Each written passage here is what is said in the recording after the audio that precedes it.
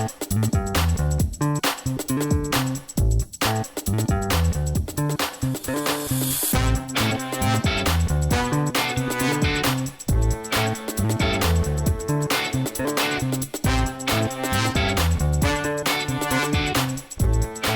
everyone. Thank you for tuning in to the Postmodern Realities podcast, brought to you by the Christian Research Institute and the Christian Research Journal. I'm Melanie Cogdill, managing editor of the Christian Research Journal. It's July 2024, and you're listening to episode 404, which is a conversation about what's going on with the pro-life movement and the latest around abortion-related issues. On this episode, I'm joined by Jay Watts, who is the founder and president of Merrily Human Ministries, Inc., an organization founded to equip Christians and all pro-life advocates to defend the intrinsic dignity of all human life. Jay has written an online exclusive feature article for the Christian Research Journal. His article is called A String of Losses for the Pro-Life Movement and Our Message of Hope. And you can read it for free at our website, equip.org. That's EQUIP.org. Jay, it's great to have you back on the podcast. It's always great to be here. Well, today, Jay and I are going to dive deep into the issue of where the pro-life movement is right now. And the issue of abortion is always of note, but particularly in election years, and most particularly in presidential election years, it's an issue that is really focused on for both of the two major parties, both the Republicans and the Democrats. And as I said in a previous episode that we just had last week, the Christian Research Journal is nonpartisan and not political. So people will wonder, well, why do we and have we in 45 years continued to cover the subject of abortion, which seems so political to people? And I just want to remind our listeners once again that the Christian Research Journal has always addressed a wide variety of issues within the intersection of Christian ethics as it is informed by Christian orthodoxy. And this certainly falls under that category. And those issues include the sanctity of life, which is not just limited to abortion, but reproductive technologies, euthanasia. We cover marriage, sexuality, LGBTQ matters, war, religious freedom, and a lot of other biblically relevant topics of our time. And so this is not a politically driven discussion, but rather something that is talking about Christian ethics, and abortion has always been well within the journal's purview, and we've been covering it for, as I mentioned, more than 45 years. So today I want to have Jay on and talk about some of the various different issues that have come up in the last several months in this year, maybe in 2024, regarding the pro-life movement. And things are moving so fast that maybe some of the things we're talking about today are going to be out of date by the time we release this podcast in the next week or two. And so I just wanted to say that up front. But the biggest news that has happened in the news cycle, which frankly is shorter than 24 hours, but in the last 24 hours, President Joe Biden has decided not to be the Democratic nominee and run for another term in the fall, which kind of throws everything into a lot of just moving parts for the Democratic Party this year at such a late stage. Now, the reason why this is of importance is he has endorsed his vice president, Kamala Harris, as the person that he would like to see be the presumptive nominee.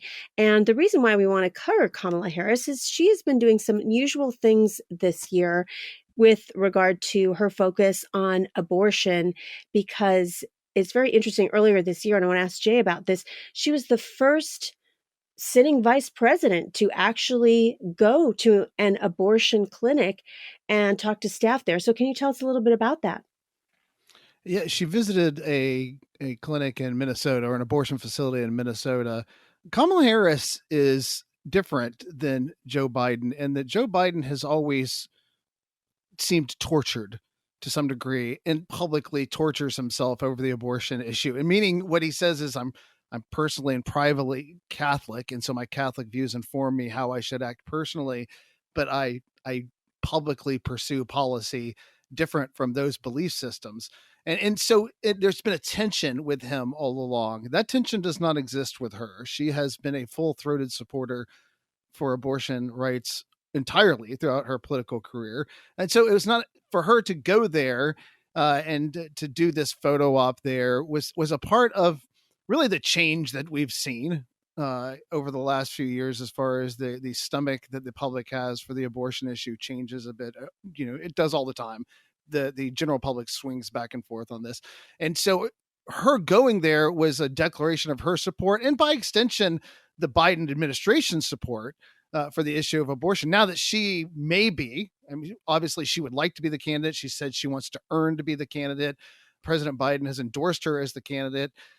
She has some hills to overcome on that. She hasn't been a particularly popular vice president, and her vice presidency has sort of been defined by her inability to speak clearly at times, or the awkwardness of her public persona. But if she does become the nominee, we're talking about a nominee who is more passionate, politically more committed to the issue of abortion advocacy by far more than what President Biden has been. So her presence there was really a declaration for the whole administration of their commitment to that issue.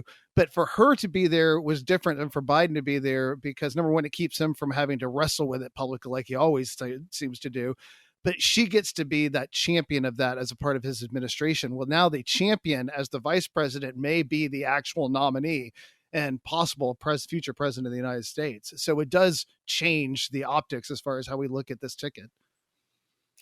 Well, it's interesting, as this visit was covered by the New York Times earlier this year, they noted that she just didn't go there, but she visited 5 different states, really on kind of a nationwide tour to talk about abortion rights.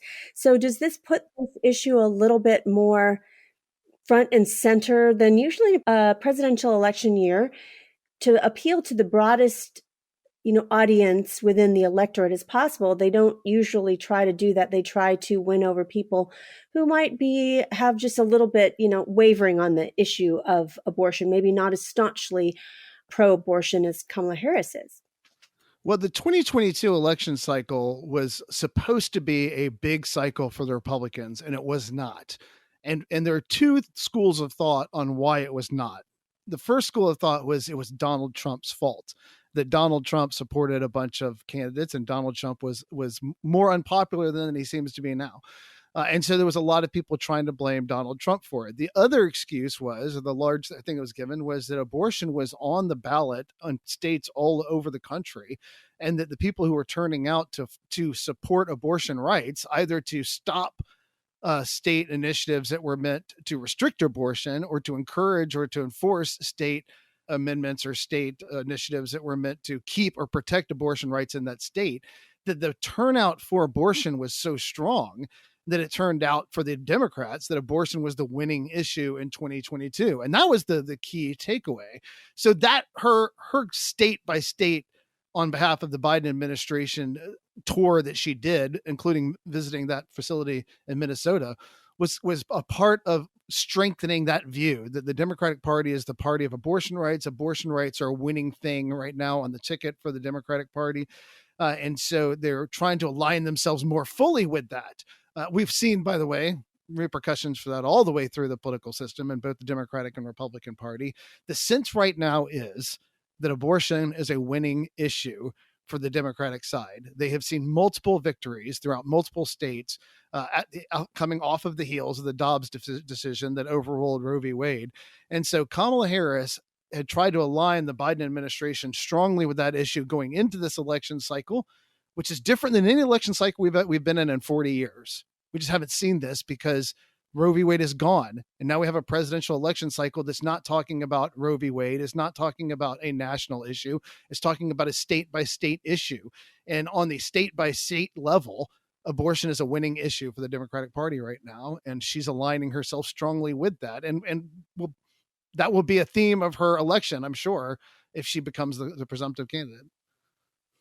Well, I want to talk about some big picture issues before we talk about the pro-life cause in particular, like what's happened since the fall of Roe v. Wade 2 years ago. And you alluded to that. And one thing I will tell our listeners is one of the things that you see over and over again is, and maybe you're a listener who's wondering about that, how can you say abortion is morally wrong when it involves the decision of a doctor and a patient, as well as, in particular, the bodily autonomy of the individual who's pregnant. And I just want to say that we have covered this many times and answered that question so many times in the Christian Research Journal. And so we will give you links to all of those in-depth deep dives answering those questions in our show notes. But I want to ask Jay right now, besides what you alluded to just a moment ago, what are some of the other big picture differences before we kind of drill down into this issue when we talk about what has happened since the fall of Roe v. Wade? Well, I think, and I alluded to some of it a second ago, for the pro-life movement since 1973, when you, especially as it became more crystallized on presidential elections, it was very easy because there was one big thing that everyone was going for. We have to beat Roe v. Wade. Because Roe v. Wade took the ability for states to make decisions away from them and said that there is a constitutional right for women to be able to get an abortion. And so we had to be able to beat that. So that was a national thing. Every pro-life organization in the country had one thing, one goal in common, which was to ultimately bring down Roe v. Wade. But 2 years ago, that happened. And so it went from a singular issue that we could all focus on, and that all of our, as far as efforts that we were working towards, were aiming at being able to get past that thing, that hurdle, to suddenly a 50 state issue. Because what Dobbs versus Jackson did was it said Roe v. Wade is wrongly decided. There is no constitutional right to abortion. And so every state now has the ability to decide for themselves what the abortion laws within their community ought to be. And once it became a 50 state issue, it became possible for everyone to vote on it. So the question then was, how would people vote? Now, here what I'd say is the big change that we've seen. For years, building up towards Roe v. Wade, you saw this sort of public sentiment land towards the idea of they didn't like, they were uncomfortable with abortion, and the pro-choice side would lose arguments as long as we're talking about questions like, what is the unborn? What is this life that we're allowed to destroy it? Let's look at that life and see what the practice of abortion is doing to it.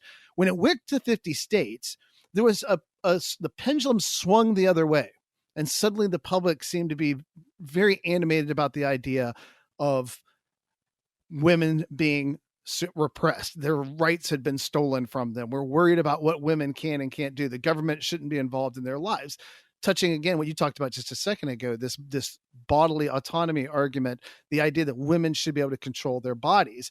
The issue where they lost all the time is when it was on the unborn. And when it was a national issue about what we were doing to the unborn, it was easier to have that argument. Then it became a state by state issue about what women are allowed to do. And we saw unexpected losses. Now, there were major gains immediately. You saw large population states like Texas and Florida and even Georgia here, South Carolina, places all over the country that suddenly had abortion restrictive laws in the books, and they were constitutional and they could protect the unborn within the borders of their state. But there was an expectation of there being more. And that more never happened. It didn't materialize. As a matter of fact, you started seeing defeats in places like Kentucky, in places like Michigan, in places like Ohio, places where you expected to win, you were losing. And you were losing, it seemed like in Arizona, and you were losing in New Mexico. You're losing in places where it was up for grabs. And so what happens now is that as the public sentiment has shifted towards the women on this issue, and feels like that went too far with the fall of Roe, and there was this sort of fear that grew in the general public about maybe we swung too far, they swung the other way for a moment, and it's left the pro-life movement trying to figure out how to manage this 50 state fight. And it's left a more energized Democratic Party feeling excited about what they can get done at the election, through the election cycle, with the issue of abortion, and being able to hammer the Republicans with, you took away Roe, you took away women's rights. Now we're going to be able to use this issue to push forward. So it fractured what was a clear vision for this one unified movement into 50 different movements. And at the same time, it shifted the public sentiment towards the other side. And the Democratic Party has made gains with that on a national level for the last 2 years. And they feel very confident if they can do that going into this election cycle, they'll be able to maintain control of the House and the Senate and the executive branch. 2024 is a presidential election year, and so therefore certain ethical issues in the public square are mentioned a lot in media sources, as well as seeing a lot of activity about the issue of abortion online. As I mentioned in my opening comments, the issue of abortion is not a political issue at all. It has to do with Christian ethics that comes out of Christian orthodoxy, and Christians that think Christianly need to think about what these issues mean and what that means for them as a Christian to hold to a Christian worldview. So, I don't know if you've noticed this, but in every episode of this podcast, in the show notes, we have all kinds of additional links and resources for you. And today, we will definitely have linked in the show notes wherever you find them, whether it's on YouTube or your favorite podcasting source, or on our website. You will see those links for additional food for thought, many of them articles from Jay Watts, but also articles that have addressed frequently used argumentation from people who are pro-abortionists and hold to that view. And that has been answered many decades ago and continues to be answered, but maybe you're new here and you've missed those links. So please always check out the links in the show notes. In addition, we would be so grateful for your partnership, and part of that is just getting the word out about all of our podcast episodes so that people can discover this, that maybe didn't know that our podcast has been around for 8 years and more than 400 episodes. You can do that by sharing your favorite episodes on your social media accounts, or emailing them to a friend, or simply telling a friend. Literal word of mouth would really help us out. And of course, we would be grateful if you would help us out with a tip. And you can do that at our website, equip.org. Click on Journal, click on Postmodern Realities Podcast, and you will find at any of the landing pages that there's a link to be able to give us a tip. Also, as I've mentioned since the beginning of this year, we have a brand new podcast from the Christian Research Journal. It's called Christian Research Journal Reads. And what it is our journal articles in audio format. So we have quite a few. We have more than 30 already out. You will want to subscribe to that at your favorite podcast platform, or look at our website, equip.org. How you find all the back episodes would be, again, click on Journal. You will see a tab there, headline for Christian Research Journal Reads. If you click on that, you will see all of our episodes. So now, back to my conversation about the pro-life movement with Jay Watts. So you mentioned just the different framing that has changed in the language before, when Roe was, intact, versus now that it's been overturned. So how is it that they made such an impact in such a short time? Because some of the bodily autonomy argumentation has been out since the 1970s. So it's not like it's new arguments that haven't been addressed.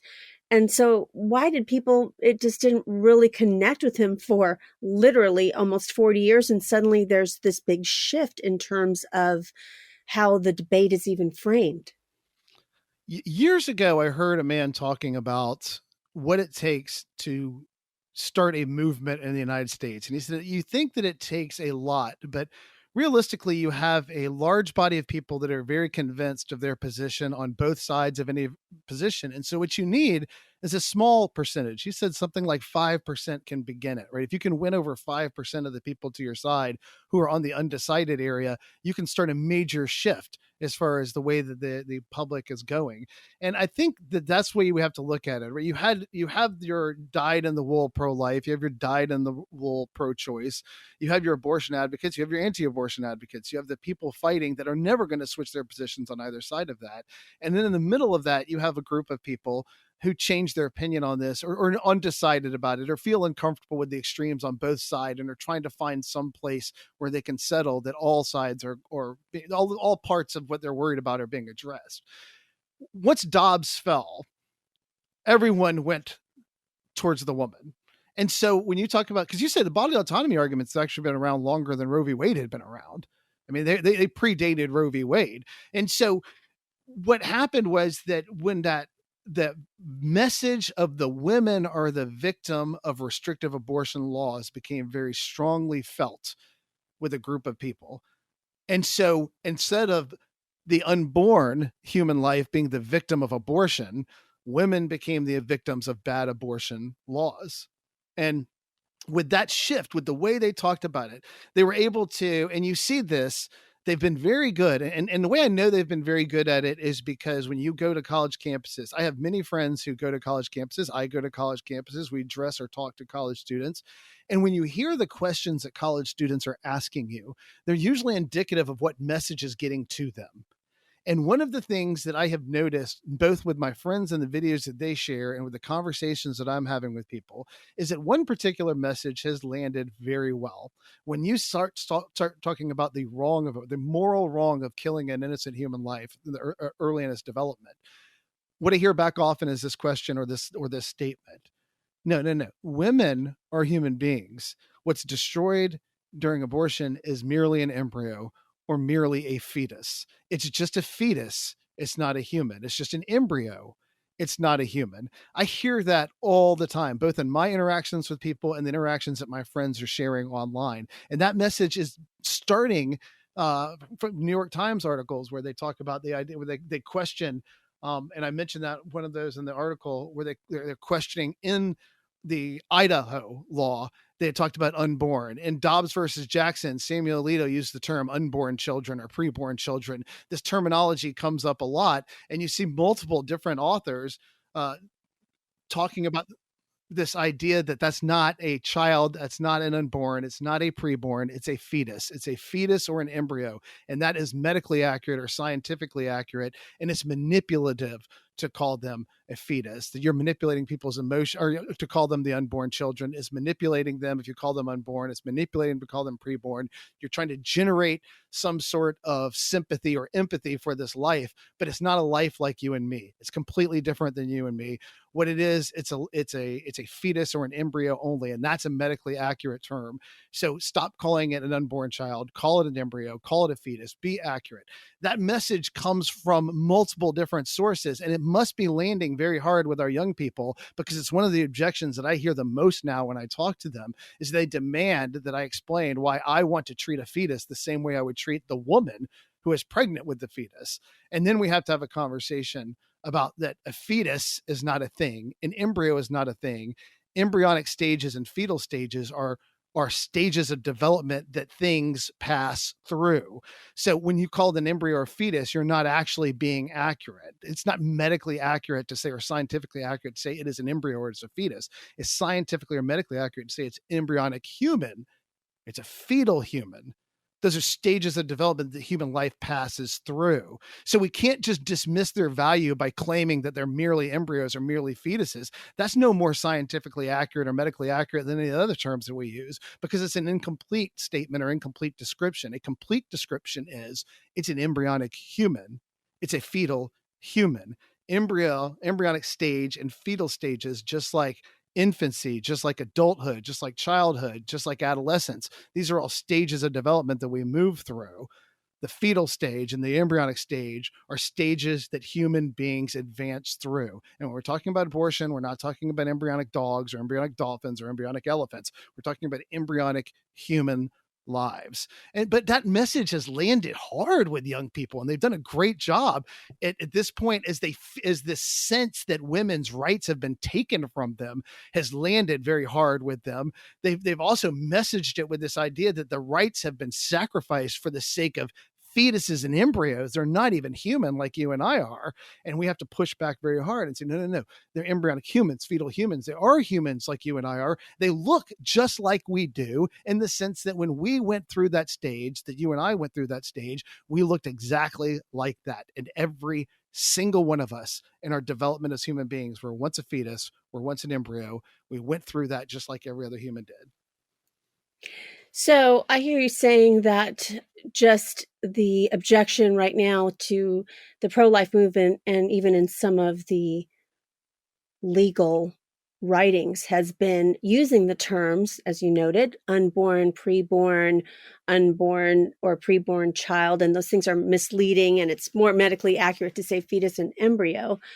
But I'm just wondering, when you're saying, well, these are humans that are in this stage, this fetal stage, is it accurate to use the term child? Because I think a lot of young people also are very much influenced by Darwinian evolution, in that to say that human beings are similar to animals, and animals have rights, and humans have rights, and women have rights over their bodies. How do you answer that? What would be the difference if we called it a child more, or are fetal embryonic humans children? And even if we say they are children, how are they different than any other animal if some people posit that human beings are a kind of animal? Yeah, okay, good. Let's do two parts. Number one, are they children? It One of the senses when we say children, we oftentimes mean like a baby, or like an infant or a toddler. They're thinking in terms of, when I say child, what I mean is these stages of development, as if I'm confused and I don't understand that there's a difference between an embryo and a toddler. I understand fully well there are huge differences between an embryo and a toddler. An embryonic human and a toddler human have massively different levels of development, and that's why they're categorized differently from each other. It's because of what they're capable of doing, or the capacities that they have in those particular stages, how they look, all of those things. But here's the thing: child, by definition, and there's a Supreme Court case, Alabama Supreme Court case, that was talking about this in light of embryos that were destroyed, and that were kept out of the kept in storage, that were destroyed, and there was a wrongful death lawsuit over this. And in the wrongful death lawsuit, where they said, look, our children were destroyed, sure, they were embryos and they were not inside my wife's body, or we're not inside the mother's body, but they were still our children and they were destroyed, and we should be compensated for this as a wrongful death.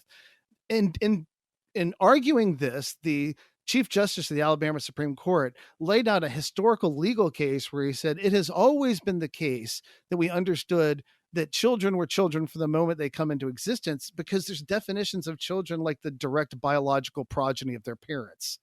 So in that sense, yeah, every embryo or fetus is the child of some mother and father. And it is technically correct and legally correct, as what was argued by the Chief Justice of the Alabama Supreme Court, and it has been throughout his. He provides not just modern evidence as far as definition, but he goes all the way back to Blackstone and goes back to these different things where he says, look, this has always been the case, where we talk about the idea of the immediate biological progeny of parents are their children. Now, I don't use the word children a lot in what I talk about, because I say offspring a lot. But that's not because I don't think there are children that the definition doesn't fit. It's because I know that that may be a problem with the audience, and I don't want them to get hung up on the verbiage. I want them to get hung up on the arguments. I want us to stay on the main thing and not have to quibble or argue about the term child. But the term baby, I think, falls into that area where it's okay, that's manipulative. Right now, I'm not saying that people who say baby are doing it in bad faith. They genuinely believe that's my baby, or they talk about their unborn baby, or they're carrying their child. A lot of women, when they're carrying their children, talk about their being their baby. But but I do understand that objection when they say, well, it's not a baby, it's a fetus or an embryo. You're right. It is an embryonic human, it is a fetal human. And I agree with you that we can make divisions about not calling it a baby, but calling it a child is technically accurate. It is the immediate biological progeny of the parents. It's an immature child, but it's still a child. And so there's nothing inaccurate or nothing manipulative about recognizing that fact. Now, I'll call it offspring if that makes you feel better. And it seems to do. It does seem to work that when I say offspring, I have fewer fights or arguments about it. But at the end of the day, like when I personally try to consider how I feel about these things, I will say, okay, I understand your objection to the term baby, because that one is a different emotional tie to it. But the term child just has a meaning or a definition. And one of those definitions is the immediate biological progeny of the parents. And so your embryonic children are just that: embryonic human children, fetal human children. They are children. So an unborn child is in no way an illegitimate way to reference life. Not and not unscientific, and it's not unmedical, not medical. It doesn't fall. Their criticism on that fails, and their solution to it is incomplete, because they don't finish the fetal or embryo description. One thing I've noticed recently is a discussion in articles online that what people hear in the early stages when you go in for an ultrasound when you're very first pregnant, even before 12 weeks, what you're hearing there is not really the heartbeat of the embryo. And some of this is actually claimed by the American College of Obstetricians and Gynecologists, and they are saying that there is no heartbeat in embryonic human life in early stages. So these things that have been named heartbeat laws are inaccurate. Is that true? Because what when you hear that on the ultrasound, it is not actually a heartbeat. Is what has been uh, going around recently, that that is inaccurate to say that, at 8 or 9 weeks what you're hearing is a heartbeat. That's not exactly what it is. Yeah, here's their argument as far as their explanation for their point of view. And you have seen this objection throughout the media when you're talking about media that are friendly to abortion advocacy. They refuse to recognize heartbeat laws, and they usually reference them by whatever week. Like they'll call them 6 week bans. They call them 6 week bans because it's at about the 6 week, it's your earliest chance of being able to detect this embryonic cardiac activity. So what they're saying is this is why they make the claim that it's not a heartbeat. They say when I, as a doctor, not me, but when these members of ACOG, American College of Obstetricians and Gynecologists, say when we as doctors listen to the heartbeat of a mature human being, what we're hearing are the valves opening and closing, that thump thump thump thump. We're hearing the chambers of the heart and the air and the valves into those chambers opening and closing. And so they say that is what a heartbeat is. And when we talk about the cardiac tube that we're listening to at that point, even though it is a cardiac tube that is spasming in the sense that it is pumping and it is moving fluid through it, they say that cardiac tube is not a heart. And so they say this is their response. Then it's more accurate to call it an embryonic cardiac activity, right? But cardiac just means by definition having to do with the heart. So their solution is don't you dare call it a heartbeat. What you need to call it is embryonic activity or fetal activity having to do with the heart, which I don't think is as huge a distinction as they would like it to be. And it's trying to prejudice itself against that idea. But so it is actually the heart in the sense that it is the various earliest manifestations of the heart beginning to work. It is not identical to the heartbeat that you would hear if you were listening to an adult human heartbeat, because they are correct when they say it isn't the valves, and they're correct when they say there are no chambers of the hearts. But is it the muscle of the heart beginning its very earliest contractions to move fluid through that will ultimately mature into the same kind of heartbeat that they're hearing? Yes. So it is a cardiac activity. It is a heart activity that is being heard through that. It is not identical to the heartbeat, and that's their objection. They're saying, well, it's not a heartbeat because it's not the kind of heartbeat that we detect with a stethoscope. And that's true, but it is a heartbeat in so much that it is the very first manifestations of the cardiac activity, and it is the beginning of what will, during the development process, grow into what they're hearing. But it is actually the spasmodic contraction of the cardiac tube that's working to move things through. It's just not identical to valves opening and closing into the chambers of the heart. So I think it's a little, it feels disingenuous to me because, as I said, what it amounts to is them saying you can't call it a heartbeat, but you can call it heart activity. So okay, it's heart activity. But and so it doesn't feel like the strong objection that they're making it out to be. Certainly not so they can mischaracterize the idea of we're saying we're hearing a heartbeat. Just because we say we're hearing a heartbeat, it doesn't mean by definition we're saying we're hearing the exact same kind of heartbeat. What we're saying is that we're hearing that rhythmic cardiac activity that is the beginning of the development of the heart as we will know it later on in a more mature human being.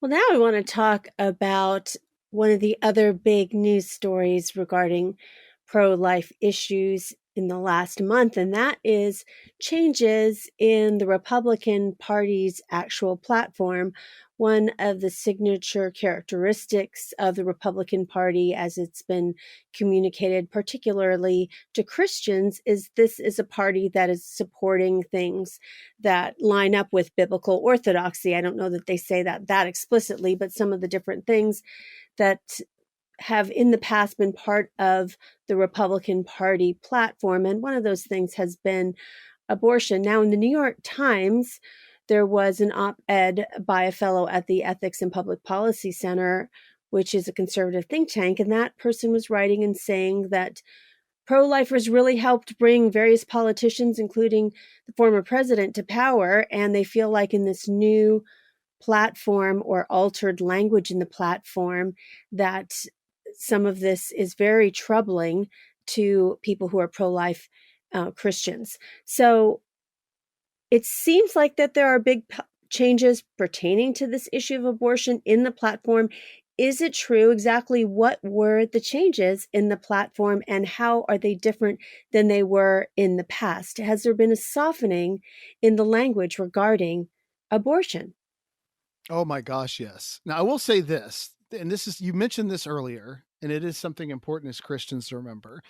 I don't think any person with a healthy relationship with Christ believes that the goals of of the church of the church eternal of God's church align perfectly with any political party. So if you think that the Republicans were ever the Christian party, you really probably weren't clearly thinking through the combination of what your theological understanding of what you are as a human being, your relationship to God, and your relationship to the government.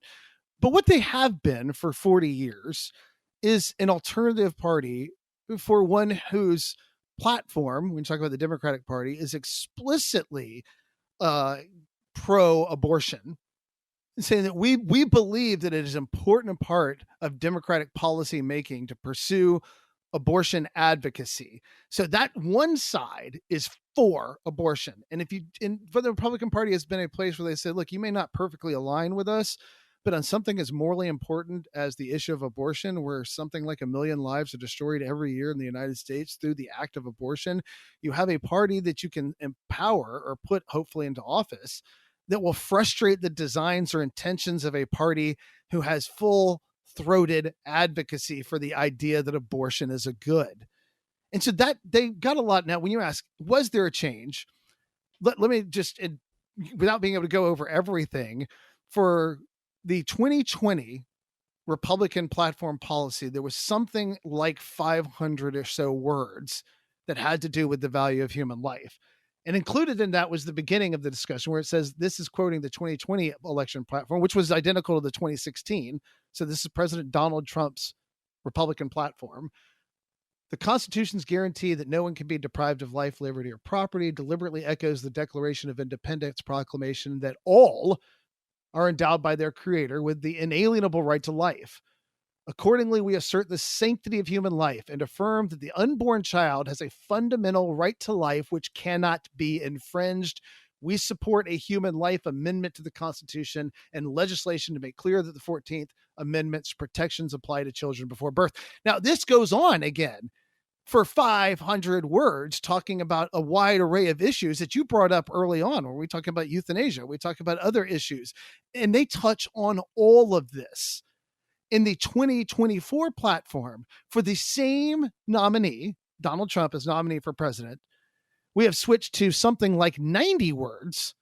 And here is, we proudly stand for families and life. We believe that the 14th Amendment to the Constitution of the United States guarantees that no person can be denied life or liberty without due process, and that states are therefore free to pass laws protecting those rights. So that's radically different, right? There is no affirmation of a sanctity of human life for all. There is no support for a constitutional amendment. There's no support for a human life bill. There's no support for federal efforts. What they're saying now is, we think the 14th Amendment covers everybody, and so states can legislate how they want on this issue. Now, is that still better than the Democratic Party platform? Absolutely. The Democratic Party, but there are actually elements now that are overlap. If you take the Democratic National platform on this issue, when they talk about the issues of life, and you take the the Republican Party, there's overlap on IVF and birth control, and they say fairly similar things now. You took something that was remarkably different from the Democratic platform. You pulled back support for this idea of a strong statement about the value of every single human life, no matter what age they are.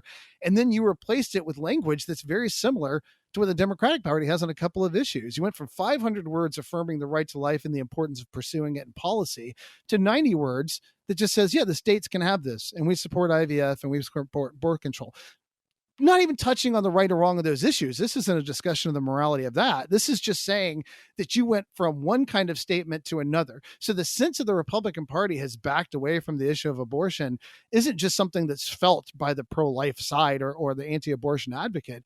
It's a reality. Their language is saying, we're out. We're just not, this is just not something. Look, we believe it's okay. It's a state issue. We did our job with Dobbs versus Jackson. Now we're out. So yeah, it's changed. So that is very interesting indeed. I think some Christians have concern about that. And what has been the response from this particular change in the platform from the Republicans already elected and in Congress who say that they are pro-life?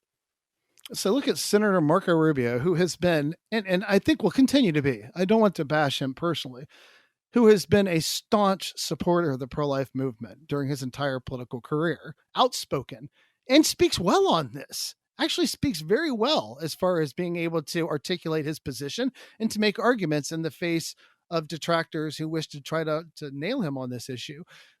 Now, there was at this time, he was hopeful to be at the same time the Republican vice president nominee, but he did say at this point, and his response to this was, look, there's a reality to the world that we live in right now. And the reality of the world that we live in is that abortion is not popular. And so the Republican platform is operating now within the restrictions of that reality, right? This is a realist platform because we want to be able to get things done. We want to be able to win a national election, which means we just have to right now gauge the comfort level of the community and back off of this issue. And so that's troubling, I guess, for the pro-life advocate, because that's one of your guys, and he's not stepping up and saying, no, this is wrong. We shouldn't back off of this issue. He's saying, look, we have to be pragmatic at this point. So we're going to have to back off this issue a little bit right now, but we're going to win election, hopefully, and we'll be able to maintain power so that we can still continue to do the good that we want to do. We just can't make it the reason that we get elected any longer. And by the way, in addition to that, former President Trump said similar things where he warned Republican candidates, talk correctly on this. And what he means by talk correctly on abortion is leave it in the back burner for now. We're not going to win on this issue. Keep it back there. So it's a state's issue for him now. Now, you mentioned Marco Rubio saying that, hey, look, we've got to look at this pragmatically. So a question I have for you, is this a pragmatic move to change the platform rather dramatically than it has been in the past? Or is it a signal of a deeper philosophical shift? In other words, basically the Republican Party is also moving to become, somebody who supports abortion because they just kind of see pragmatically that is something that is, happening. And so we really don't want to focus on it like it's been focused on in the past. As a matter of fact, in the Roman Catholic ethics magazine, First Things, they had an essay actually stating, is the Republican Party becoming pro-choice? And so is it something deeper and philosophical and they are becoming pro-choice? Or is it really just kind of, for this election, more of a pragmatic move? You would like, for those who are hopeful, who have spent a lifetime working with the Republican Party, they'll point out two things. Number one, it doesn't really matter what the platform says. The important thing is that we still have a body of congressional representatives that are personally and passionately pro-life people, and that they're not going to abandon that just because the platform is different. The troubling aspects of that, and both R. Reno at First Things in an article, The Republican Party Sidelines the Pro-Life Cause. He's the editor at First Things. And Jonathan Van Maren, who wrote the article at First Things that you mentioned, questioning whether or not the Republican Party is becoming pro-choice. Both of them mentions the troubling aspects of this, because you'd like to think he's just being pragmatic when you think about candidate Trump trying to take office. And the problem is that, like, during the process of ratifying this new platform, They purposely have seen, Jonathan Van Maren quotes in his article people who were there who felt marginalized, who they were intentionally put aside by the Republican. They weren't allowed to speak. They weren't allowed to offer amendments. They weren't allowed to debate or talk about it. They were surrounded by people. They took their cell phones so they couldn't share what was going on. And in one, I think he's the one that reports they actually followed a woman to the women's bathroom because they were afraid she was going to go in there and share what was going on during this process. That doesn't feel friendly at all, right? I mean, that's a troubling sign. The other thing is that as President Trump, and then as a candidate since then, as somebody who wants to get back into office, but since then, particularly since the fall of Roe, Mr. Trump has reserved his harshest criticisms not for supporters of abortion rights, but for people who have passed abortion restrictive laws. He was critical of Brian Kemp. He was critical of Ron DeSantis. He has outspokenly said about these people, oh, these are bad laws. We shouldn't be doing these. Heartbeat laws are bad things. And so his criticism seems to fall on those governors who are successfully passing abortion restriction in their states, where he says that these are not necessarily good things or these are outright bad things or bad laws, or he doesn't support those. So even as much as we would like to feel like, okay, this is just pragmatism, this is just a party that recognizes that it needs to lay low on abortion to be able to maintain its power on a national level, and as much as we'd like to be restful in the idea that there are still a lot of committed and principled pro-life people in the Republican Party who are currently serving in office, there are troubling signs when it looks like this is more than just pragmatism. This looks like people who, I didn't really want to be on this issue anyway. It's now a state's issue. It's out of the federal level. It's out of the national level. Let's leave it there and let's move on as a party to other things.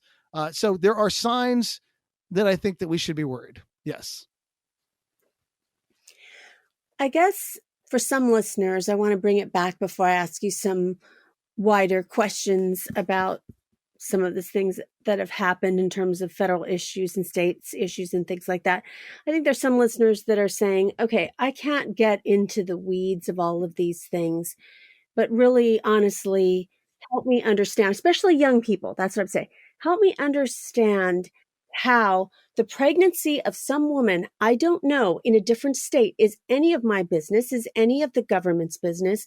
It, again, back to that, kind of apologetic from people who are for abortion that would say this is a personal decision between a woman and her medical provider. And the reason why I ask this is some of our listeners who follow kind of cultural trends might know that recently there have been some studies out that show, this is kind of interesting, among Gen Z, so young people in their late teens through like their 20s, that more increasingly women are leaving Christianity if they had been religious at all, or are increasingly politically very progressive and very anti-spirituality, anti-religion, anti-Christian, as opposed to young men.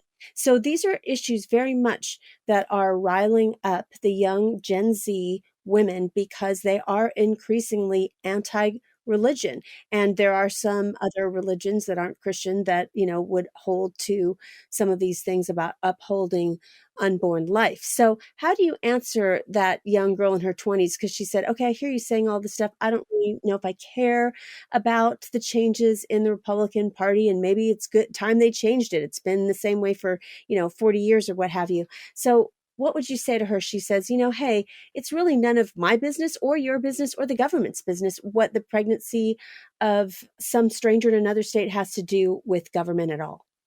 Yeah, that's a great question. I would say I was interviewing last year philosophy professor Christopher Tollefson from the University of South Carolina. And he's written two books, I think, of interest. One's called Embryo, and the other one is about medical practice. And in both of those, what he's talking about is how the way that we view life impacts the way that we both treat embryos, not just in the sake of how we treat them through the issue of abortion, but through research and other areas, and how the way that we understand what we are as human beings affects the medical field and the medical practice altogether. And when he and I were talking, one of the things that we discussed, and I've talked about this with a lot of other philosopher professors as well when I've had a chance to interview them, is that you have a sense that this doesn't matter to you because I don't think that we fully understand the impact that the Christian worldview has had on society, the way that it has tamed us And I mean that in the best sense of that word. I was talking to a young woman just yesterday after I spoke somewhere, and she and I were discussing what we don't understand oftentimes when we talk about sin. And when we talk about sin, we think of them as personal things, but we don't understand the depth or level of depravity that human beings are capable of going unless you're researching particular events in human history where you get to see how awful people can be. And at the same time, or if you see particular areas of the world that weren't touched by Christianity and this view that all human beings ought to be treated with dignity and respect, the idea that love your neighbor as yourself, and that this expansive idea of what our neighborhood means, even those people who hate us or persecute us, and this idea of taking care of the least of these, and those people who cannot contribute to society, they build in us an obligation or duty to look after them because we are strong and that we can. There are so many things that the Christian worldview brings to the table that is good for everyone, not just good for the Christian, not just good for the Republicans, not just good. It's good for those people who disagree. That's good for Democrats. It's good for people who support abortion. If they could fully understand how vitally important it is to see every human being as the image bearer of God and to recognize we have a duty or responsibility to not just treat them well, but to attend to their flourishing throughout our society, including in our government. If we lose that, you soon to find out what sin really is, because human beings detached from this, separated from this, get ugly really, really fast. There have been books written by non-Christians, particularly Tom Holland and Book Dominion and other Christians. I have like 4 or 5 of them on my shelf in there that talk about the good that has been wrought in the world by the belief in Christ and what it means. There's a reason why biologist Dawkins identified himself as a cultural Christian. There's a reason for all of this, right? It's because the Christian story and what it means to love your neighbor is so powerful in its effect on the world. You need it. And so when you say, well, why should I care about this? Because it's just one more place that we have to look at how we're treating other human beings. And we have to ask ourselves questions every single time we try to give ourselves the license to destroy another human life, to take from that human life, to persecute that human life. Every single time there's another human being standing in front of us, we have to ask questions about what we think they are, about who we think they are, and what we think our obligations and duties are to them. And a life and a world where we respect other human beings and treat them as our neighbors and love them as we love ourselves, it's better for everyone. And so it just happens that politics are the practical way that we work out our beliefs in society. And we have to. We have to. We have to do this. It's not something that is, our beliefs are not apolitical. In order for us to be good citizens, we have to take what's important to us and figure out how we can work them out in society. Now, I will say this. I think that the pro-life position is unpopular in the world right now, and I don't think it's being received very well. That means, what do we do next? We just keep speaking that question. What is the unborn? What are our duties and obligations to them? If they're human, why are they the kind of humans that we're allowed to kill? They are certainly human. We know that biologically. What makes human beings valuable? It's our shared humanity. It grounds our value. Why is it there? Because it's the only thing that we all share equally. And if there's such a thing as equal human dignity that transcends cultures and crosses borders and goes into every country, then it has to be grounded in something that every single one of us shares. And there is only one thing that we all share. It's our shared humanity. And then by extension from that, how can we ground such things as values, moral duties, and obligations? We ground them in the person of Jesus Christ. So all of this is vitally important to how we relate to one another. And we can't just set those questions aside, because as much as I would like to live a life that's entertaining just to me and to not worry about my neighbor and the people around me, I'm commanded by Christ to love my neighbor as myself, which means I have to get past myself and I have to get past my own particular pleasures and my own pursuit of success. And I have to care deeply as I care about myself, about what's going on in the lives of the people around me. And that's hard. And I do think, by the way, it's beautiful. And that's one of the things that I try to tell audiences. Look, it's beautiful when we care about each other and we fight for each other, and we ought to do it better than we do it. And I don't argue that there was some place in the past that we did this right and that we're going to get back there. I'm not somebody who's sentimental about the past. I see all the mistakes that we made and all the errors that we had back there. What I argue is that there's still an idea out there of loving my neighbor as myself, and there's a way to do it the way Christ would have me do it. And that's what I'm in pursuit of, not the past, not tradition, but the ideal of how God would have me treat my neighbor. And I am convinced to my core, and Christopher Tollefson and I both agreed about this when we talked about it, that a world that sees our neighbor as something valuable to us, and a world that drives us to love our neighbor as ourselves, where all human beings are treated with equal dignity and respect, That's a world that will help us to navigate all of the challenges that biotechnology as it advances are bringing to our doorstep. This only gets more complicated from here. It doesn't get easier. And it will be better for all if we start that from the place that we love our neighbor and not that we wish that they weren't there, or that they're a problem that we don't need to worry about, or that I have other things on my plate right now. Those are very self-centered views. And we're at our best when we're looking beyond ourselves. I do think those are big questions. We have to answer the question if an embryo and a fetus is exactly human, and why is human life worth preserving? As much as people would say that other human lives once they're born, and we're not just saying the unborn aren't worthy, only it's only the unborn, right? But you would want to take people who are saying it's not the unborn, but it's the other. So it's those are good, really good food for thought for people. And I guess the question for me is really that I'd like to ask you is, it seems that there's been a lot of ink spilled in the media that the pro-life movement's kind of at a crossroads now that Roe has been overturned. And so what are the, challenges, and they seem substantial, that the pro-life position is facing in the public square as it's going forward? So where does it go from here? Because there is such just really, I think people are have their deep convictions in one. If you're a pro-life person or if you're a pro-abortion person, everyone's really entrenched in their positions right now, it seems like. And so where does the pro-life movement go? Because it seems that it's been a shift just since the Yeah. overturn of Roe v. Yeah. Wade. And so how do they face those challenges and really have their position being talked about in the public square? I think first we have to embrace the idea that, it doesn't matter if the Republican Party is on our side. It doesn't change our job.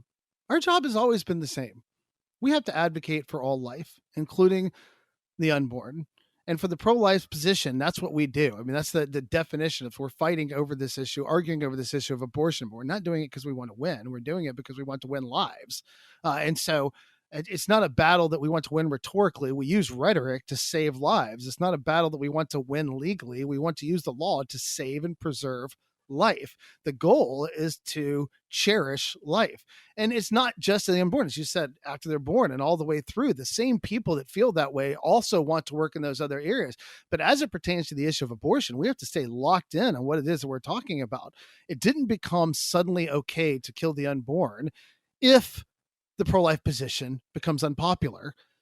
Nor are we allowed to sit back and say nothing just because some people don't like us talking, or people become louder in their distaste for how we pursue this. Look, I think that we have one way forward, and that's to get back to the basics, right? We have to make our case. I think Daniel Darling made an interesting point in an article that he wrote, where he said we can take for granted that we've already educated the past generation. For example, and that resonated with me because I spent 10 years on the road speaking to high schoolers, right? I would go to high schools and I would speak about this issue and talk about the value of human life. 10 years of my life spent on the road, visiting high schools all across the country and making a case.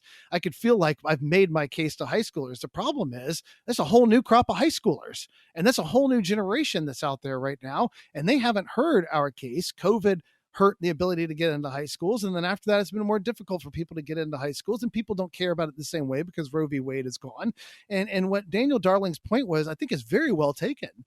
We can believe that we've already spoken this generation, but the generation we spoke to has grown up and has all got jobs. And now there's a new generation that we have to educate, that we have to take the responsibility to pass on what's most important as far as what it means to be human, our obligations and duties to one another. So I think that refocusing ourselves back on education, on being able to make a case by going to people and making our case and say, not that we're oppressive white men who are looking to force women to do what we want and want to force birth and force pregnancy and to control women's bodies because we hate sex and all of those other things that people like to say about us.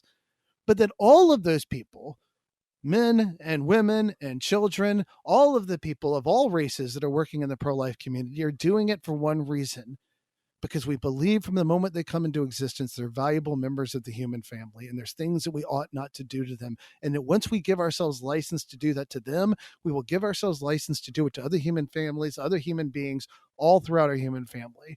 We have a responsibility and duty to take care of the least of these, and they are one of us. They are our neighbor. And we are commanded by Christ to love our neighbors ourselves, and our neighborhood expands and it includes them. This isn't about oppression. This isn't about winning politics. This is about saving the lives of our fellow human beings and allowing them to live, not just because we want to treat them as we ought to treat them, but because once we play the game of telling them that they're not allowed to live, that game becomes even more expansive when we start to tell other people and other groups that we can restrict them, take their life, and we all are at risk. Abraham Lincoln made this case when he was talking about slavery in his debates with Stephen Douglas, where he said, give me any reason that you say that it's okay to enslave another man, to enslave the black man specifically, and I will demonstrate for you that the very reason that you give can be turned around and used against you. Someone can enslave you by the same justification. It's safer and it's better for all people if we just get rid of slavery so that none of us can be enslaved. It's safer and better for all human beings if we just cherish all human life so that none of our lives can be taken against our will because we're deemed inconvenient later on down the road. So we have to make our case. We have to let's just start over. Let's just go out there and make our case to whatever audience we can get. And it may be your neighbor. It may be a high school. It may be anybody and everybody. We need to write it. We need to speak it because we have to recognize, and Robert George at Princeton University points this out all the time, every institution is against us. The music industry is abortion advocacy. The television industry is abortion advocacy. The video game industry is abortion. They're all on the other side, and they're controlling the flow of information to the next generation, and they are winning. So we have to make our case personally. We have to build up a group of people who can make a case graciously and go to their neighbor and say, look, I know what you're hearing. I know what you're feeling. I know what you're sensing, but we got to protect human life from the moment it comes into existence. The unborn are one of us.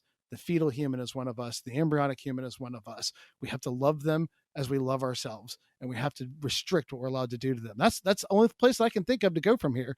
We may be unpopular, but our message never changes. And we can't worry about what people think about us. It'll swing back. If there's one thing that we know is that swing towards the other side will be bound. The other side will get more excited about what they feel like they can say, and they'll start saying things that become troubling and bothersome to people. And they'll hear themselves saying things that they don't like when they start talking about this full-throated advocacy for abortion all the way through 9 months. And I hear people saying I read just this morning where somebody in response to criticism about late-term abortion, and this we were talking about 26 weeks and on. These are very late-term abortions. They were arguing for the position that women should still be allowed to do whatever they want for whatever reason they want. And that kind of argument may land well with the supporters, but it won't land well with the people that you're hoping to convince. And that's what will facilitate the swing back. And then the whole landscape will change again, and we'll have to figure out how to deal with it when people are more agreeable to our view, and they'll figure out what they're going to do. We just have to keep going, keep moving forward, keep making our case. And I think I want to end with just reminding our listeners that the point of this is not anything political, but it has to do with Christian orthodoxy. And once you're a Christian, you have to learn what it means to have a Christian worldview and think Christianly about every single topic as God talks about in the Bible. And so it is very important as Christians that we are brave and we have courage and we stand up for what is true because we believe that Christianity is true. So you've given us and we're told the great commandments. In brief, the great commandments are love the Lord your God with everything that you have and love your neighbor as yourself. And that's a daunting task. Right. Because I have to figure out then who is my neighbor, and then I have to figure out what it means to love them as I love myself. And that's the first thing I have to do in my relationship with others. So no, I agree with you. This has nothing to do with politics. Politics are just how we work out our beliefs in the public square. The first place we have to deal with is who, what, and what we are. And that's daunting. That's a daunting task to love my neighbor as myself. Well, now on a much lighter note, I don't know if everyone knows or if even Jay knows that upcoming on August 3rd is National Georgia Day, and it's the day set aside to celebrate the state of Georgia as the fourth state to join the Union. And that is where Jay lives. So, Jay, what is your elevator pitch about why Georgia is so great? Well, first of all, the topography of Georgia is remarkable. You have the mountains in the north, you have the plains in the middle, you have swampland, you have beautiful coastland. Everything you could look for is in the state of Georgia, and life grows in Georgia. We are so green. It's such a green state. I love how I miss it when I go to other parts of the country and it's just overwhelming.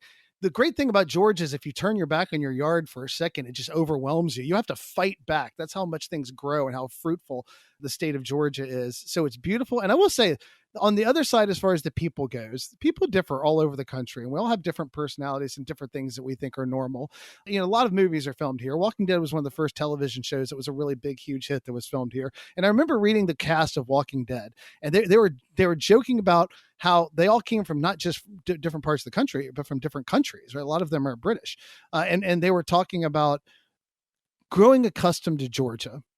And what they meant by that was if they went to get breakfast in the morning or get coffee in the morning and they walked into a place, you say, "Hey, how's it going?" And you have a conversation with them. And they said it was odd to them at first because these are strangers and they didn't come from a part of the country where that was normal. But after living here for a year, they loved that rhythm of the expectation of there's somebody in front of you, you need to recognize them.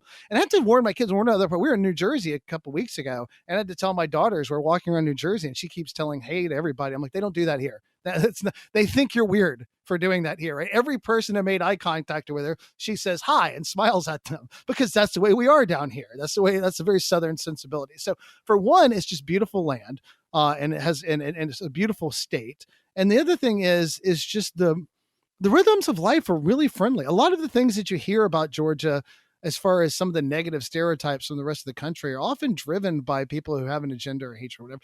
I mean, if you go to downtown Atlanta, and you go to go over to Stone Mountain, you see neighborhoods and entire communities are built by wealthy and prosperous Black people who have found a home and ability to make a life for themselves where they can be anything and everything that they want to be. And culturally, that group runs Atlanta in this sense of defining the personality of Atlanta. Where I live in a neighborhood that's got a very nice school in this area, I am surrounded by people from all over. It's a very international community. You go to the public parks, there are people from all over the world, all different parts of Asia. People have moved here and have set up life here. So it's my church is actually growing more and more diverse all the time because our community has completely changed. So the people in Georgia, the rhythms of Georgia are very Southern, very friendly. You stop and talk to people. The land is beautiful. That you can go anywhere. I can go to the mountains. I can go to the plains. I can go to the beach. I can go to swamps. I can go anywhere and see everything in the state of Georgia. And in addition to that, both Buc-ee's and Whataburger have moved here recently. So if you're coming from some other part of the country, you can still get some of your taste of home here as well. So it's both a fascinatingly international place because the city of Atlanta has drawn people from all over the world. And that just continues to grow and grow. And they invest their new cultural, new restaurants, new tastes, different things that you can experience. And there's still some of that old Southern charm all over the place as well. I just love my home. I love my home. Well, thanks for the pitch to visit Georgia. And thanks for being on the Postmodern Realities podcast. Thank you so much for having me. You've been listening to episode 404 of the Postmodern Realities podcast from the Christian Research Journal. Today's guest was Jay Watts, and he has written an online exclusive feature article for the Christian Research Journal. His article is called A String of Losses for the Pro-Life Movement and Our Message of Hope. And you can read it for free at equip.org. You won't want to miss out on subscribing to the other podcasts from the Christian Research Institute. We have the Bible Answer Man podcast, which is published Monday through Friday with the best of the week on Saturday. It's hosted by CRI President Hank Hanegraaff and is available wherever you get your favorite podcasts. In addition, Hank has a podcast called Hank Unplugged. Hank takes you out of the studio and into his study to engage in free-flowing, essential Christian conversations on critical issues with some of the most interesting, informative, and inspirational people on the planet. And you won't want to miss out on the brand new podcast from the Christian Research Journal, Christian Research Journal Reads presents audio versions of Christian Research Journal articles. It was a print incarnation of almost 45 years. It's now on the web, as you know, with new articles every single week. So you won't want to miss these audio articles of some of our most popular and most accessed articles on our website, equip.org.